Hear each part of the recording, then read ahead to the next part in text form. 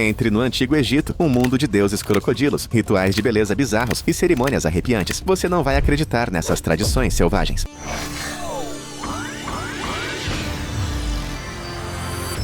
Imagine uma cena dramática, incenso girando, sacerdotes cantando e uma múmia ou estátua no centro. Este era o antigo ritual egípcio de abrir a boca, uma cerimônia sagrada para restaurar os sentidos de uma pessoa morta para a vida após a morte. Ao tocar os lábios com ferramentas simbólicas, os sacerdotes acreditavam que poderiam despertar a alma, permitindo que ela comesse, bebesse e falasse no outro mundo. Por que todo esse esforço? Na crença egípcia, a alma, ou Ka, precisava de comida e bebida para sobreviver após a morte. Sem esse ritual, o Ka seria cortado, levando a uma existência inquieta. Sacerdotes em peles de leopardo empunhavam ferramentas especiais em uma performance cheia de significado cósmico. Isso não se limitava a múmias. Estátuas de deuses e faraós também passavam pelo ritual, simbolicamente trazendo-os à vida. É uma mistura impressionante de arte, religião e devoção familiar que mostra o profundo respeito que os egípcios tinham pela vida e pela morte.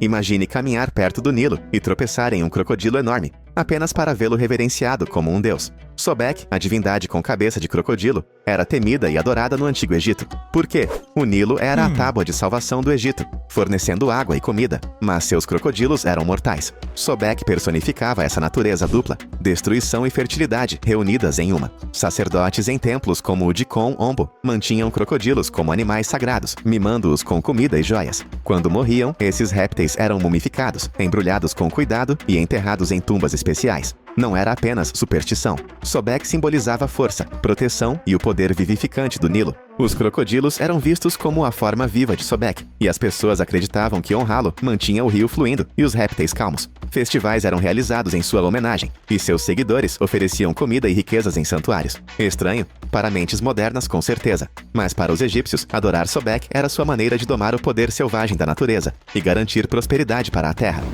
Agora, imagine uma pessoa com cabelos ruivos andando pelo Antigo Egito. Parece raro, certo? Isso porque era, e nem sempre era visto de forma positiva. Cabelo ruivo era considerado uma marca de Set, o deus do caos, desertos e tempestades. Set era frequentemente retratado como um vilão imprevisível, lutando contra Horus pelo controle do universo. Algumas pessoas temiam que indivíduos ruivos carregassem seu espírito volátil, tornando-os desconfiados ou até mesmo azarados. Mas é aqui que fica ainda mais estranho. Nem todos os ruivos eram rejeitados. Ramsés II, um dos maiores faraós do Egito, supostamente tinha cabelos ruivos, embora a mumificação os preservasse de forma diferente do que poderíamos pensar. No caso dele, a característica rara estava ligada ao poder e à ancestralidade divina. Animais ruivos, como vacas ou burros, às vezes eram sacrificados para apaziguar Set e trazer equilíbrio ao mundo. Seja amaldiçoado ou reverenciado, o cabelo ruivo nunca foi apenas uma cor, era um símbolo que poderia mudar o destino de uma pessoa.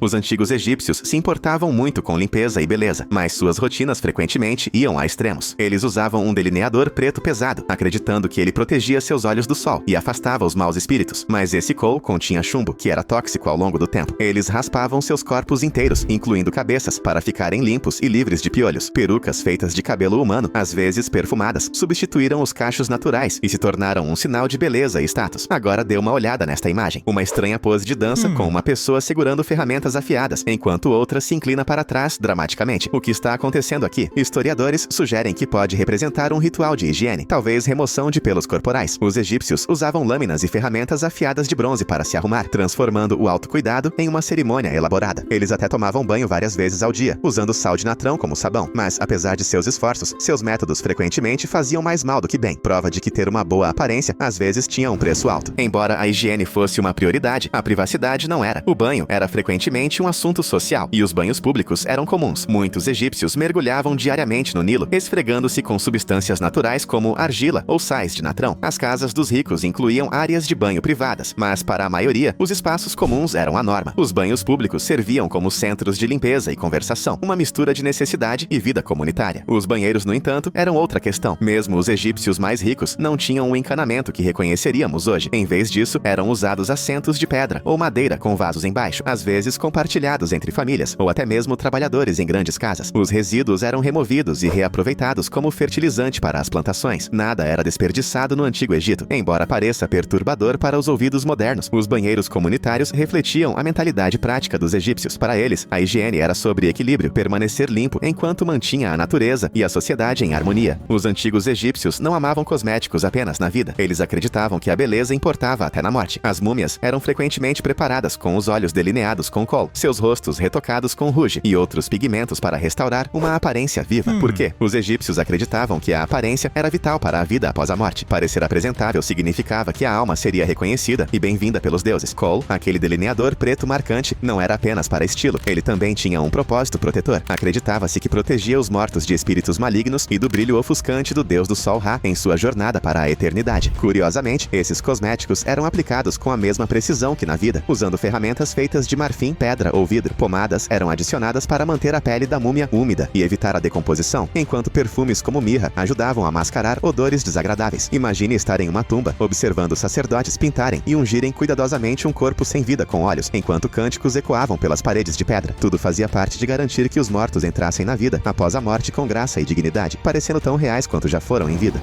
Uma vez que os mortos estavam prontos, eles enfrentavam o teste mais crítico, a cerimônia da pesagem do coração. Imagine isso, um grande tribunal cósmico, onde o falecido está diante de Osíris, o deus do submundo. No centro, uma balança gigante segura dois objetos. De um lado, o coração da pessoa, que se acredita conter seus atos e alma. Do outro, a pena de Maat, a deusa da verdade e da justiça. Se o coração pesasse mais que a pena, significava que a alma estava sobrecarregada com o pecado, e o julgamento era rápido. O coração seria devorado por Amit, uma criatura aterrorizante, parte leão, crocodilo e hipopótamo. Para os egípcios, um coração leve significava uma vida pura e concedia ao falecido a bem-aventurança eterna. Os sacerdotes recitavam orações do livro dos mortos, guiando a alma por esse julgamento estressante. Imagine o suspense. O coração passaria no teste ou seria condenado para sempre. A cerimônia não era apenas mitologia. Ela refletia o quanto os egípcios valorizavam a moralidade e a justiça. Era um ato de equilíbrio espiritual, que determinava o destino de cada um pela eternidade. E se você pudesse dormir em um templo para curar uma doença ou receber conselhos divinos, é exatamente isso que os antigos egípcios faziam, conhecida como incubação. Essa prática envolvia dormir durante a noite em templos sagrados, esperando por sonhos enviados pelos deuses. Indivíduos doentes ou aqueles que buscavam respostas deitavam-se em esteiras ou bancos de pedra cercados por estátuas de divindades. Os sacerdotes agiam como intérpretes de sonhos, traduzindo visões em mensagens de deuses como Thoth, o guardião da sabedoria, ou Imhotep, um deus da cura. Essas festas do pijama não eram tão repousantes quanto parecem. Os rituais frequentemente envolviam jejum, beber misturas de ervas ou estar cercado por ar pesado de incenso para convidar sonhos. Alguns sonhavam com curas, como qual erva usar ou a qual deus orar, enquanto outros acordavam com visões enigmáticas que somente os sacerdotes conseguiam decodificar. Imagine a mistura de desespero e esperança, esperando por um sinal do divino na quietude de um salão sagrado. Pode parecer estranho agora, mas para os egípcios, os sonhos eram a conexão definitiva entre mortais e deuses, uma tábua de salvação para a cura, ou respostas que nenhum médico terreno poderia fornecer. Se curas de sonho parecem místicas, é aqui que as coisas ficam realmente assustadoras. Os hinos canibais. Encontrados nos textos das pirâmides, esses escritos antigos descrevem um faraó que devorava seus inimigos. Não literalmente, mas simbolicamente. Os textos dizem que o faraó consome sua magia, come seu conhecimento e engole seu poder. Em outras palavras, ao comer ritualmente os inimigos conquistados, o faraó absorvia sua força, garantindo seu domínio nesta vida e na vida após a morte. Essa prática não era sobre canibalismo real, mas sobre poder. Na crença egípcia, consumir algo, seja comida, animais ou inimigos simbólicos, significava assumir sua essência. Os hinos canibais elevavam o faraó a um status divino, imparável e divino. Imagine sacerdotes cantando esses versos, enquanto o faraó ascendia ao seu trono, na vida após a morte, um conquistador de almas e espíritos. Era uma mistura assustadora de religião e política, reforçando a autoridade do faraó sobre a vida, a morte e até mesmo os próprios deuses. Quando se trata de comida, os antigos egípcios tinham uma dieta que era fascinante e às vezes estranha. O pão era o alimento básico e indiscutível, mas muitas vezes vinha com uma crocância inesperada. Por quê? Areia e grãos de pedras de moer se misturavam à massa, desgastando os dentes das pessoas ao longo do tempo. Do lado da proteína, peixes, gansos e patos eram comuns, enquanto os egípcios mais ricos apreciavam carne bovina em ocasiões especiais. Mas é aqui que fica estranho. Eles comiam flores de lótus. As pétalas eram secas, moídas e transformadas em farinha, enquanto as sementes eram torradas como pipoca. Para adoçar as refeições, os egípcios dependiam do mel, considerado uma iguaria. Para os menos afortunados, gafanhotos ou cebolas cruas frequentemente compunham uma refeição básica, mas nutritiva. Eles também acreditavam que certos alimentos tinham propriedades mágicas. O alho, por exemplo, não era apenas para dar sabor, era comido para aumentar a força e evitar doenças. Essa dieta, por mais estranho que pareça, refletia sua abordagem prática à comida: sobrevivência, sustento e um pouco de simbolismo. Se o pão era o alimento da vida, a cerveja era a bebida que a tornava completa. Na verdade, os egípcios consideravam a cerveja tão essencial que era consumida por todos, homens, mulheres e até crianças. Mas esse não era o tipo de cerveja que você beberia em um bar moderno. A cerveja egípcia era espessa, turva e muito menos alcoólica, muitas vezes mais próxima do pão líquido do que de uma boa cerveja gelada. Era feita de pães de cevada fermentados, embebidos em água, até formar uma bebida espumosa e nutritiva. Os trabalhadores que construíam as pirâmides eram pagos em rações de cerveja, até 4 litros por dia. Não era apenas um matador de sede, a cerveja era cheia de calorias e nutrientes, tornando-a vital para a sobrevivência. Mesmo na morte, a cerveja seguia os egípcios para a vida após a morte. Jarras da bebida eram colocadas em tumbas para garantir que o falecido nunca ficasse com sede. Para os egípcios, a cerveja não era apenas uma bebida, era uma tábua de salvação, uma cola social e um presente sagrado dos deuses. Falando em cerveja, vamos falar sobre uma das tradições mais selvagens do Antigo Egito, a festa da embriaguez. Uma vez por ano, os egípcios se reuniam para uma celebração completa dedicada à deusa Hathor, a senhora do amor, da música e da alegria. Mas esta não era uma festa comum. As pessoas bebiam até ficarem estuporadas, de propósito. O objetivo era honrar um mito em que Hathor se transformava em uma leoa vingativa. Para acalmar sua fúria, os deuses a enganaram para beber cerveja tingida de vermelho para parecer sangue. Ela bebeu tanto que desmaiou, salvando a humanidade. O festival espelhava esse mito, com cerveja fluindo sem parar em homenagem a Hathor. Os foliões cantavam, dançavam e celebravam até caírem em sono bêbado, acreditando que esse ato de intoxicação os aproximava dos deuses. Parece selvagem para os padrões de hoje, mas para os egípcios era uma maneira de se conectar com o divino, por meio da alegria, da música e sim, litros de cerveja. Mas os egípcios não reservavam seus rituais somente para os humanos. Entre no mundo das múmias animais, uma prática tão fascinante quanto bizarra. Gatos, crocodilos, babuínos e até falcões eram mumificados em grande número. Por quê? Os animais eram vistos como mensageiros sagrados dos deuses, e mumificá-los era uma forma de honrar essas criaturas divinas. Por exemplo, os gatos representavam Bastet, a deusa do lar e da fertilidade. Milhares de múmias de gatos foram encontradas em templos, delicadamente embrulhadas em linho e enterradas com cuidado. Alguns animais também eram mumificados como oferendas. Os adoradores pagavam sacerdotes para embalsamar um animal e dedicá-lo a um deus, esperando por bênçãos divinas. Crocodilos mumificados para Sobek, falcões para Horus. A lista continua. No entanto, nem todas essas múmias eram genuínas. A produção em massa levou alguns sacerdotes a criar múmias falsas, embrulhando fardos vazios de linho para atender à demanda. Sejam reais ou falsas, as múmias de animais refletem a profunda reverência dos egípcios pela natureza e sua crença de que até mesmo a menor criatura tinha um papel na ordem cósmica.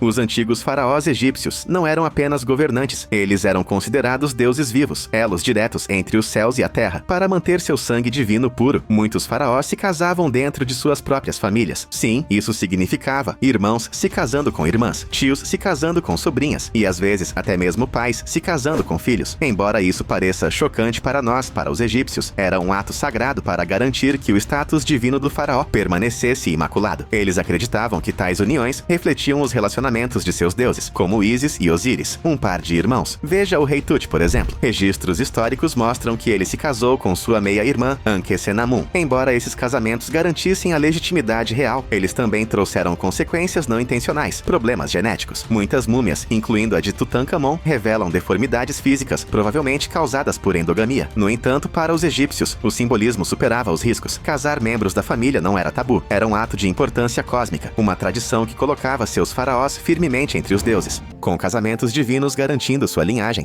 Os faraós também tinham maneiras únicas de exibir poder, e uma das mais estranhas era usar barbas falsas.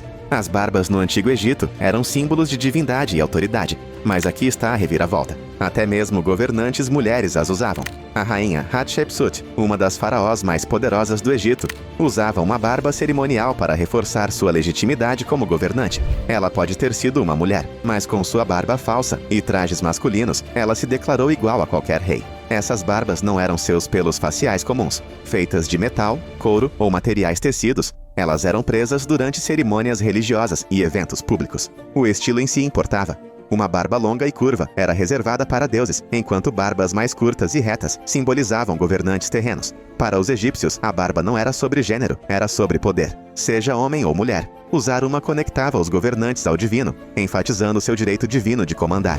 Mas até os faraós mais poderosos adoeciam, e quando isso acontecia, os egípcios recorriam a remédios que variavam de engenhosos a completamente bizarros. Seu conhecimento médico era surpreendentemente avançado. Rolos de papiro mostram que eles podiam consertar ossos quebrados, costurar feridas e diagnosticar doenças. No entanto, seus tratamentos frequentemente misturavam ciência com magia. Para dores de cabeça, os médicos prescreviam cebolas esmagadas, esfregadas nas têmporas. Para tosse, uma mistura de mel e tâmaras cozidas. Parece inofensivo, certo? Bem, fica mais estranho. As dores de dente eram tratadas com uma pasta feita de ratos moídos, enquanto outros remédios incluíam sangue de lagarto e esterco de burro. Por que curas tão estranhas? Os egípcios acreditavam que a doença não era apenas física, mas frequentemente causada por espíritos malignos ou deuses descontentes. Então, junto com tratamentos práticos, os sacerdotes recitavam feitiços ou colocavam amuletos no paciente para afastar forças sobrenaturais. Para eles, a medicina não era apenas uma ciência, era uma arte sagrada, misturando os mundos natural e espiritual para trazer cura e equilíbrio. Para doenças que não podiam ser curadas com magia ou remédios estranhos, os curandeiros egípcios às vezes recorriam à cirurgia. Uma de suas técnicas mais ousadas era a trepanação, ou perfuração de buracos no crânio. Parece bárbaro, mas a trepanação era uma tentativa de aliviar a pressão, a dor ou até mesmo libertar espíritos malignos presos dentro da cabeça de um paciente. Evidências disso foram encontradas em crânios antigos, alguns mostrando sinais de cura, prova de que o paciente sobreviveu ao procedimento. As ferramentas usadas eram simples, mas eficazes. Facas afiadas e brocas, provavelmente feitas de bronze, eram esterilizadas com fogo. Praticantes habilidosos cortavam ou perfuravam cuidadosamente o osso, enquanto outros mantinham o paciente firme. Considerando que isso foi há milhares de anos, a taxa de sobrevivência era surpreendentemente alta. A trepanação pode parecer assustadora hoje, mas reflete a compreensão avançada dos egípcios sobre a anatomia e sua determinação em salvar vidas, não importa quão extremo fosse o método. Se você acha que as tendências da moda hoje são rígidas, imagine viver no Antigo Egito, onde as roupas não eram apenas sobre estilo, eram sobre status, pureza e até moralidade. Os egípcios tinham um caso de amor com o linho, e por um bom motivo. O linho era leve, respirável e perfeito para o calor escaldante do Vale do Nilo, mas nem todo linho servia. Quanto mais fino e branco o tecido, maior seu status. Os egípcios ricos usavam roupas feitas de linho ultra transparente, tão delicado que era quase transparente. Era sua versão da moda de luxo, uma declaração de poder e refinamento. As classes mais baixas não tinham tanta sorte. Eles usavam linho mais áspero e grosseiro, e suas roupas eram muito mais simples, kilts básicos para homens e vestidos simples para mulheres. Mas a limpeza era essencial para todos, independentemente da posição. Os egípcios lavavam suas roupas constantemente, e os sacerdotes levavam essa obsessão ao extremo, vestindo linho recém-lavado e trocando de roupa várias vezes ao dia para manter a pureza espiritual.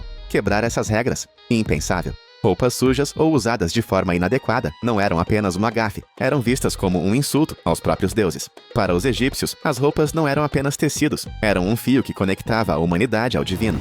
Imagine entrar no consultório de um médico medieval. Você está se sentindo febril, fraco ou talvez apenas desligado. A solução do médico: vamos drenar um pouco do seu sangue. Bem-vindo à sangria, a pedra angular da medicina medieval. Os médicos acreditavam que a doença era causada por um desequilíbrio nos 4 humores do corpo: sangue, catarro, bilis negra e bilis amarela. Ao remover o excesso de sangue, eles achavam que poderiam restaurar a harmonia e a saúde. O processo era tão dramático quanto parece. Médicos ou barbeiros usavam lâminas afiadas para fazer incisões nas veias, geralmente coletando o sangue em uma tigela. Alguns tratamentos eram pequenos e direcionados, enquanto outros deixavam os pacientes visivelmente enfraquecidos. Indivíduos ricos eram sangrados em dias auspiciosos específicos, alinhando sua saúde com signos astrológicos. Para maior precisão, os gráficos de sangria mostravam exatamente quais veias atingir, dependendo da doença. Não era incomum que alguém perdesse quase meio litro de sangue em uma única sessão. Não é de surpreender que os pacientes frequentemente saíssem mais doentes do que quando chegaram. A sangria pode parecer chocante, mas os médicos medievais acreditavam genuinamente nela. Ela persistiu por séculos, até mesmo no século XVIII, e se tornou um símbolo de como a medicina podia oscilar descontroladamente entre ciência e superstição. Mas se cortar veias abertas não fosse extremo o suficiente, a próxima cura levou as coisas a um nível ainda mais assustador. Se a sangria com lâminas parecesse muito intensa, os médicos medievais recorriam à terapia com sanguessugas. As sanguessugas eram colocadas na pele dos pacientes para sugar o sangue ruim, em uma abordagem mais suave e sem intervenção. Uma vez cheias, elas caíam, tendo consumido vários mililitros de sangue. Esta não era apenas uma uma tendência estranha, tornou-se uma indústria em expansão. Os coletores de pântanos atraíam sanguessugas, deixando-as se prenderem às suas próprias pernas, enquanto os mosteiros criavam sanguessugas para vender como ferramentas médicas. As sanguessugas eram confiáveis para tratar dores de cabeça, infecções e muito mais. Surpreendentemente, a ciência moderna mostra que as sanguessugas secretam anticoagulantes que melhoram a circulação, tornando este um dos poucos tratamentos medievais que tinham algum mérito. Ainda assim, por mais assustador que pareça, as sanguessugas faziam parte de uma tentativa desesperada de combater doenças e sobreviver em um mundo sombrio, obcecado pela morte. Durante o final da Idade Média, a morte se tornou uma obsessão. A dança da morte, uma tradição artística assustadora, espalhou-se pela Europa, enquanto a peste negra devastava populações. Esqueletos eram retratados dançando com reis, camponeses e padres, um lembrete assustador de que a morte chegava para todos, não importando sua posição. Esses murais e ilustrações assustadores apareciam em igrejas, manuscritos e espaços públicos. Neles, esqueletos zombavam dos humanos, arrastando-os para uma dança eterna. A mensagem era clara: a vida é passageira e ninguém escapa da morte. No entanto, em meio ao medo, a arte oferecia humor negro e unidade no confronto com a mortalidade. A dança da morte até inspirou performances e rituais. Os moradores encenavam desfiles de esqueletos, usando-os como formas catárticas de processar o luto e encontrar significado no caos. Encarar a morte de frente dava às pessoas medievais uma estranha sensação de conforto, uma maneira de trazer ordem a um mundo cheio de incertezas. Imagine acordar no meio da noite, incapaz de se mover, enquanto uma figura sombria pressiona seu peito. Para as pessoas na Idade Média, isso não era apenas um pesadelo, era um encontro aterrorizante com um ser sobrenatural. Esse fenômeno, agora entendido como paralisia do sono, era conhecido como Síndrome da Velha Bruxa. Muitos acreditavam que uma criatura demoníaca, frequentemente descrita como uma bruxa ou bruxa, sentava-se em seu peito, roubando seu fôlego ou até mesmo tentando reivindicar sua alma. Pesadelos não eram vistos como inofensivos, eles eram temidos como presságios, maldições ou sinais de possessão. As pessoas faziam de tudo para se proteger. Amuletos, orações e água benta eram usados para afastar espíritos malignos que espreitavam na escuridão. Alguns acreditavam que colocar objetos de ferro, como facas ou ferraduras perto da cama, manteria as bruxas afastadas. Os próprios sonhos eram vistos como mensagens poderosas, boas ou más, de Deus, do diabo ou de espíritos inquietos. Acordar ofegante não era apenas assustador, parecia um verdadeiro contato com o sobrenatural. Esse medo do invisível fazia de cada noite um campo de batalha em potencial, onde o próprio sono se tornava uma aposta perigosa. É mais ou menos isso. Escreva nos comentários qual tradição pareceu a mais incomum para você. Para mais informações úteis, assista a outros vídeos.